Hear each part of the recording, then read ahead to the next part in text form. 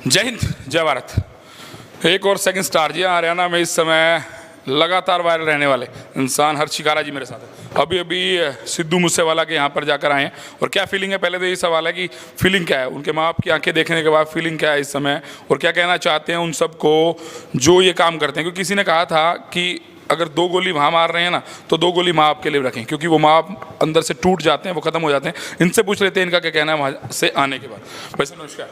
नमस्कार। आपको भी जितने दर्शक साथी आपके चैनल के माध्यम से मेरी आवाज़ सुन पा रहे हैं सभी को हर्ष शिकारा की तरफ से हाथ जोड़कर राम राम। वैसे वहाँ जाने का फीलिंग क्या थी? पहला सवाल तो ये कि वहाँ जाने का मैंने देखा, मैं जब गया तो मैं तो शायद घर आया तो रात को मुझे पूरी रात नींद नहीं आई उनके फादर साहब से बातचीत करने के बाद। देखो, जो सिद्धू भाई हैं उनकी उम्र मात्र 28 साल थी, और 28 साल की उम्र में इतना बड़ा चेहरा बनना एक, मैं ये कहता हूँ, बहुत ही बड़ी बात है। हम खाली सोच सकते हैं उन चीज़ों को, उसके परिवार ने वो चीज़ें महसूस की है। एक 28 साल के लड़के ने अपने क्षेत्र का नाम करे, अपने गांव को चमका दिया। उस गांव के जितने भी आदमी, सबका एक ही कहना है, हमारे गांव को और हमारा जो ये क्षेत्र था इसको कोई जानता ही नहीं था। अगर ये किसी चीज़ से प्रचलित हुआ, फेमस हुआ है तो सिर्फ सिद्धू मूसेवाले के कारण। और रही माता पिता की हालत की बात आप कर रहे हो, उनके पास सिर्फ और सिर्फ एक ही औलाद थी। हमारे हरियाणा में एक कहावत है, कोई भी माता पिता ये नहीं, जीवन में ये नहीं चाहता, जो सबसे बड़ा जीवन का दुख होता है वो ये होता है अपने पुत्र को कंधा देना, अपने बेटे को कंधा देना। तो जो सबसे बुरा समय वो उनके साथ गुजर रहा। आप सोचने की एक बात है, इतनी बड़ी कोठी, इतनी गाड़ी घोड़े, सारी चीज़ें, इतना मशहूर था, पैसा भी कमाया, सब कुछ उसने किया है, वो किसके काम आएगा? माता पिता बूढ़े हो चुके हैं ना, ये है कि किसी दूसरी संतान की, औलाद की दोबारा से वो सोच सकते हैं, क्योंकि उनकी वो उम्र नहीं है। लेकिन मैं एक बात जो कहना चाहता हूँ, मैंने जीवन में बहुत सारी मौतें देखी, खुद मैंने अपने परिवार से भी देखी। मेरा परिवार भी, मैं बचपन में ही छोटा था तभी तहस नहस हो गया था। ये चीज़ें देख के आंखों में आंसू नहीं आते। लेकिन जब उसके माता पिता की हालत देखी ना, दुख देखो हद से ज़्यादा है, उस दुख को आका नहीं जा सकता, ना ही उस दुख को हम बांट सकते, क्योंकि उस दुख को वो परिवार ही समझ सकता। उसका पिता इतना मजबूत, इतना स्ट्रॉन्ग लग रहा था, उसका ये कहना था, ये बेटा मेरा नहीं, ये बेटा पूरे हिंदुस्तान का था, इसने नाम पूरे हिंदुस्तान का किया।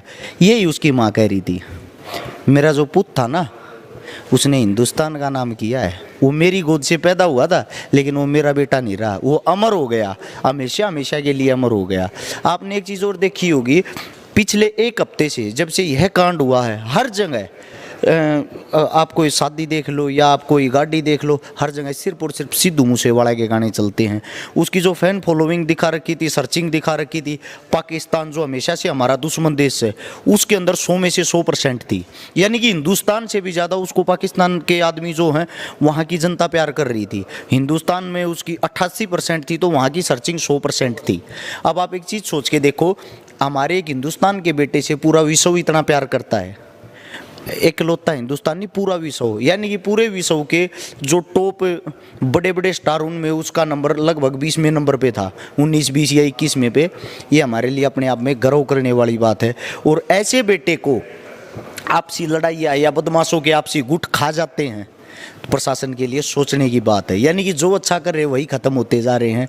पीछे का इतिहास उठा के देख लो, आप पिछले जो 5, 7, 10 मर्डर हुए हैं, या हर रोज़ आम पब्लिक मारी जाती है, वही इंसान मारा जा रहा है जो अच्छा कर रहा है। तो ये जो भी घटना हुई, इसके पीछे की जो भी जाँच है, आप लोग खाली जाँच करते हो, जाँच करके उन मुजरिमों को पकड़ के बंद कर देते हो। इससे क्या होगा? वो सरकारी रोटियाँ खाते हैं और इन्जॉय करते हैं, अंदर बैठ के फिर किसी को धमकी दे देते हैं।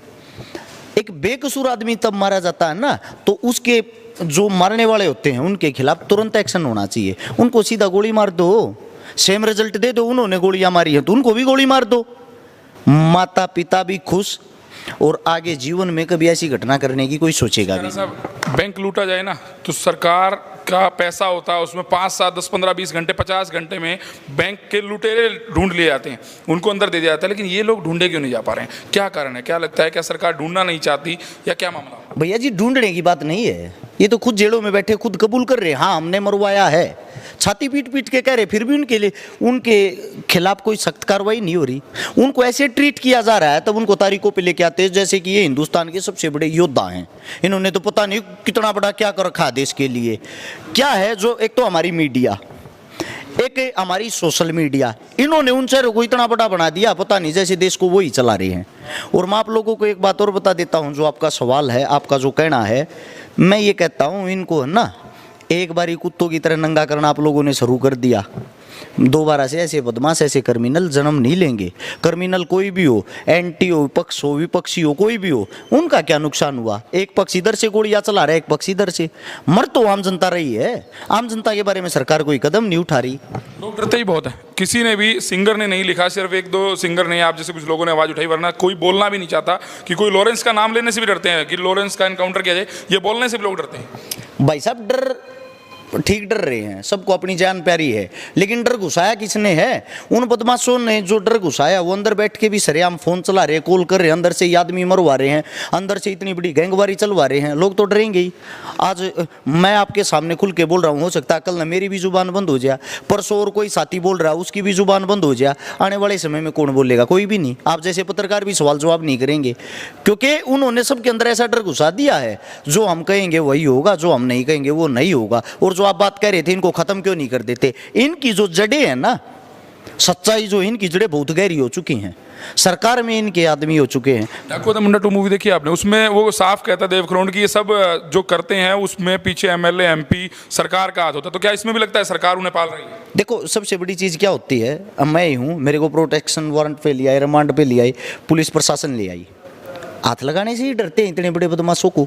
उससे पहले मेरे को यहाँ रिमांड पे लेके आएंगे, मैं कोई क्रिमिनल हूँ, तो मेरे आने से पहले जो एमपी एमएलए मेरे से जुड़े हुए वो यहाँ आ जाएंगे, ये हमारा आदमी, इसको कुछ नहीं कहना। जब उनका आदमी है उनको कुछ कहना ही नहीं है, उनके ऊपर कोई दबाव ही नहीं पड़ेगा, तो फिर क्राइम करेंगे, क्योंकि उनके ऊपर, उनको अपने ऊपर बैठे आका दिखाई देते हैं। जब तक इन आकाओं की गर्दन नहीं दबाई जाएगी ना, इस चीज़ का समाधान नहीं होगा, ये ऐसे ही क्राइम करते रहेंगे।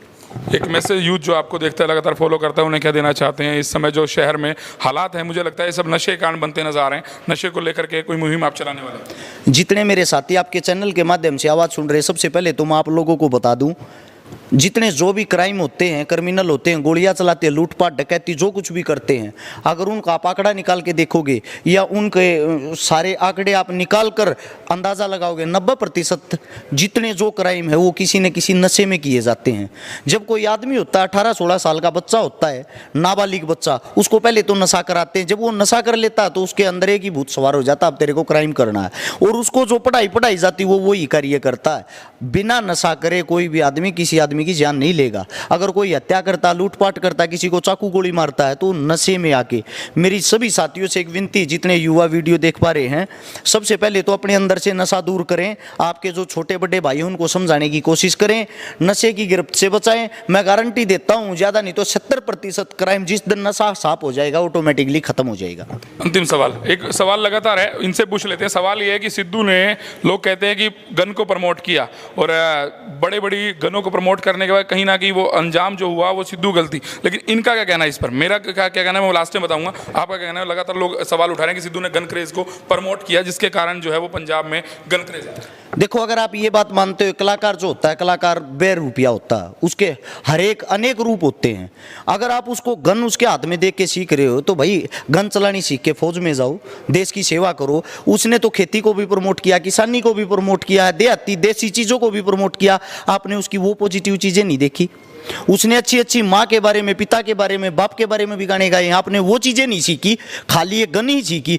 गन जो चीज़ थी वो तो इनसे पहले भी थी। क्या एक अकेला इकलौता सिद्धू इसको लेने वाला? बब्बू मान साहब के पुराने कितने गाने सुन लो, सब में गन की बातें हैं। उससे पहले संजय दत्त है, बॉलीवुड है, हर चीज़ में गन इस्तेमाल हुई, किस चीज़ में इस्तेमाल नहीं होती।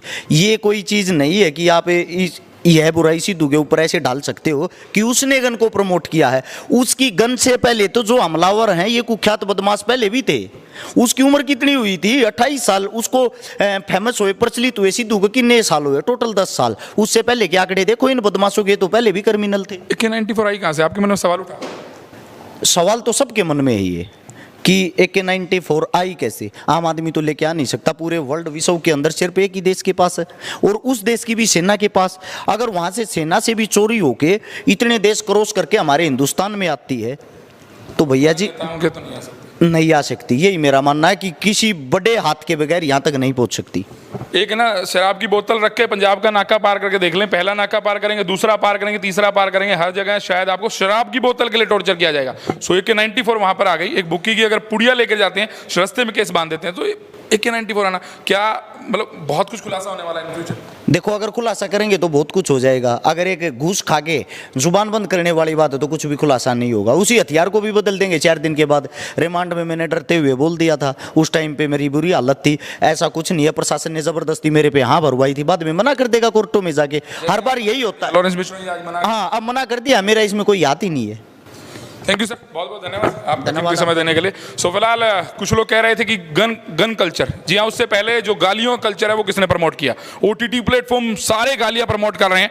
फैमिली के साथ बैठ के आप कोई OTT फिल्म या फिर हिंदी फिल्म तक नहीं देख सकते। आज ये हालात है, उसके अंदर क्या क्या सीन्स आते हैं वो आप सब जानते हैं। कम से कम सिद्धू के गाने सुनते थे, उसके अंदर कोई गाली तो नहीं थी। या फिर मैं कहूँ पंजाबी मूवी को आज भी फैमिली मूवी माना जाता है। सो इन गालियों को प्रमोट किसने किया? और इससे पहले भी हमेशा गन प्रमोट होती रही, इससे पहले भी हमेशा नशा प्रमोट होता रहा। कम से कम पंजाबी सिनेमा ने इसके ऊपर आवाज तो उठाई। सो फिलहाल आपको क्या लगता है कमेंट करके जरूर बताएं। और 2 स्टार, जी हाँ, पहले फाजिलपुरिया, फिर साथ में आपको दिखाया है जी हाँ शिकारा। सो फिलहाल क्या कहना है आपका इनकी बातों पर कमेंट करके जरूर बताइएगा।